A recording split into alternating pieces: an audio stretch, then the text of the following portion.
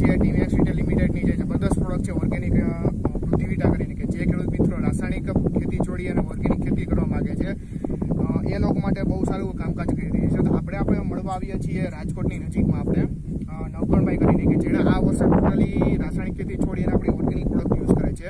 તો એણે માંડવીમાં આપણે વૃદ્ધિવિટાનો પોટ મારેલો હતો કે એને જ આપણે મળી અને પૂછીએ કે કેવું રિઝલ્ટ મળેલું છે. કેમ છો નવકણભાઈ, મજામાં? હા, મજામાં.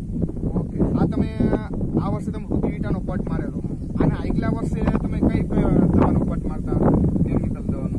કેમિકલ એટલે ઓલો કઈ દવા, કોઈ પાવડર કે નાના પ્રવાહી લિક્વિડ કેવો દવાનો પોટ મારતા? હવે તમે ગયા વર્ષે જે લિક્વિડમાં પોટ મારતા હતા અને આ વર્ષે તમે જે દવામાં વૃદ્ધિવિટાનો પોટ માર્યા, બેમાં શું ફેર દેખાય તમને? ગયા વર્ષે ઇલેક્ટ્રિકનો પટ માર્યો ને એમાં મગફળી ઉગી જ નથી, બફાઈ. અરે બફાઈ ગઈ હતી અને આમ તમારે ઉકારો ને એવું થોડુંક દેખાતું હતું. આ વર્ષે તમે ગયા વર્ષે જે તમે પોટ માર્યો થયું હતું એના કરતા ઉકારો આ વર્ષે સારો દેખાય કે એના કરતા નબળો કે?